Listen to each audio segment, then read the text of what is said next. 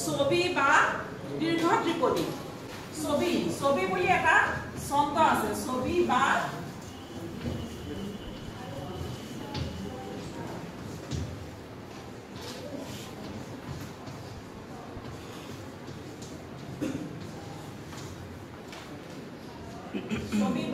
দীৰ্ঘ ত্ৰিপদী মানে ছবি ছন্দটোক দীৰ্ঘ ত্ৰিপদী বুলিও কোৱা হয় ইয়াত মাত্ৰা কেইটা মই আগবাঢ়ি লিখি দিছো মাত্ৰা কেইটা চোৱা কেনেকুৱা হ'ব দুটা চৰণত 8 যোগ 10 সমান কিমান হ'ল 26 মানে দুটা চৰণত গতিকে দ্বিতীয় চৰণটো ঠিক তেনেকুৱাই 8 যোগ 10 26 ইমানখিনি অক্ষৰৰ সংখ্যা থাকিব লাগিব মই ছবি সম্পৰ্কে মই বৈশিষ্ট্যটো কৈ দিছো যিবিলাক ছন্দসজ্জাত দুটা চৰণ থাকে প্ৰতিটোতে কি থাকে তিনিটাকৈ পৰ্ব থাকে বা পদ থাকে আৰু প্ৰথম চৰণৰ প্ৰথম পৰ্বত 8 মাত্ৰা দ্বিতীয় পৰ্বত 8 মাত্ৰা আৰু তৃতীয় পৰ্বত 10 মাত্ৰা থাকে আৰু দুইটা চৰণ মিলি 26 মুঠতে কেইটা থাকিব 52টা মুঠতে 52টা অক্ষৰ থাকিব এতিয়া আমি এটা উদাহৰণ লওঁ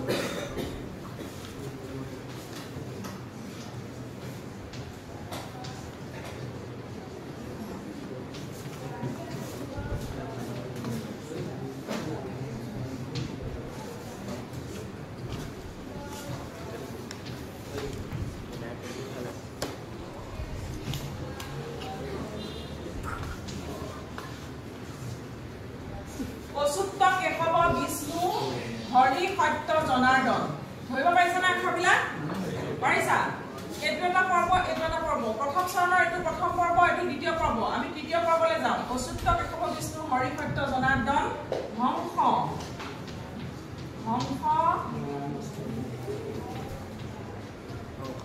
নাৰায়ণ অষ্টনাম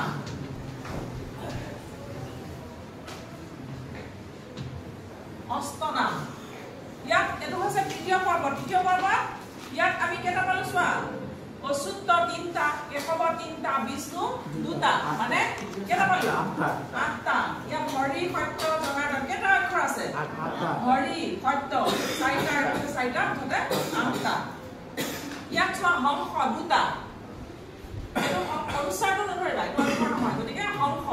নাৰায়ণ অষ্টনাম মুঠতে কেইটা পালো 10টা 10টা অক্ষৰ পালো গতিকে এইটো এটা চৰণ অচ্যুত কেশৱ বিষ্ণু হৰি সত্য জনাৰ্দন হংস নাৰায়ণ অষ্টনাম আমি একেটা আয়াততে কৈছো গতিকে এইটো এটা চৰণ আৰু এই চৰণটোত মুঠতে কেইটা অক্ষৰ আছে 26টা 8 যোগ 10 এই প্ৰথম চৰণৰ 8 যোগ 10 26টা পালো আমি এটা দ্বিতীয় চৰণলৈ আহিম দ্বিতীয় চৰণত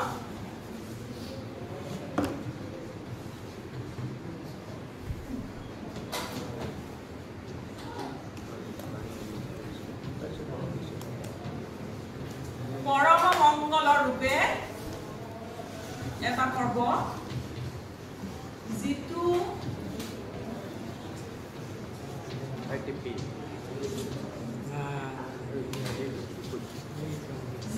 অহৰ্নিশে লয়ে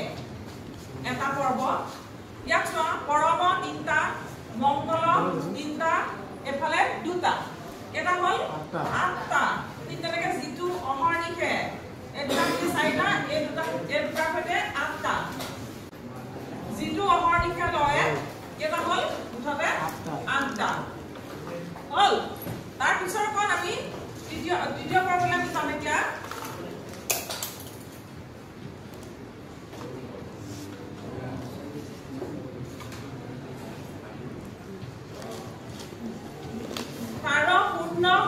মনস্কাম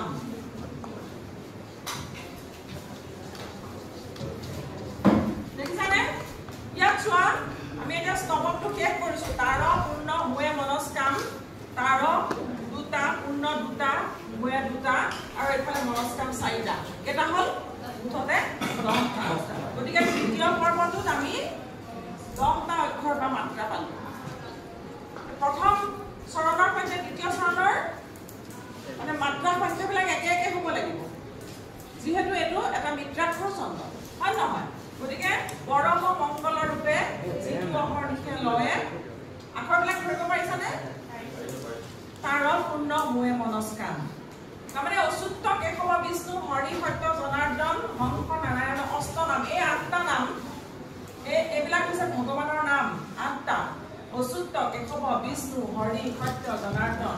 হংস নাৰায়ণ এইখিনিলৈকে আঠটা আছে এই অষ্টনাম যিয়ে লৈ থাকে অনবৰতে তাৰে মনৰ কামনা পূৰ্ণ হয় মানে কবিতা ফাঁকিৰ অৰ্থ সেইটো আমি দীৰ্ঘ ত্ৰিপদী বা ছবিৰ এইটোৱে উদাহৰণ দিব পাৰোঁ তোমালোকে মুখস্থ কৰি থ'ব লাগিব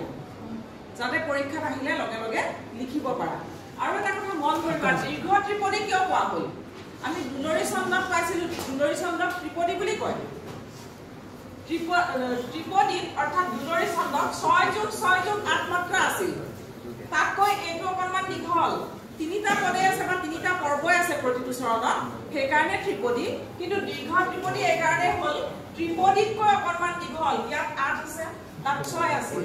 ইয়াত 8 আছে তাত 6 আছিল ইয়াত 10 আছে তাত দুলৰীত কি আছিলে 8 গতিকে 2 মাত্ৰা বাঢ়ি গৈছে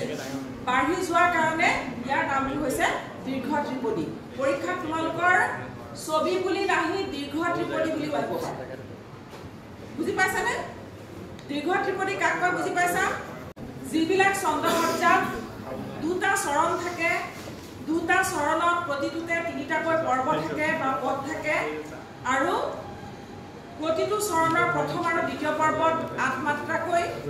আৰু তৃতীয় পৰ্বত 10 মাত্ৰা থাকে তেনেধৰণৰ ছন্দসজ্জাবিলাকে হৈছে দীৰ্ঘ ত্ৰিপদী বা ছবি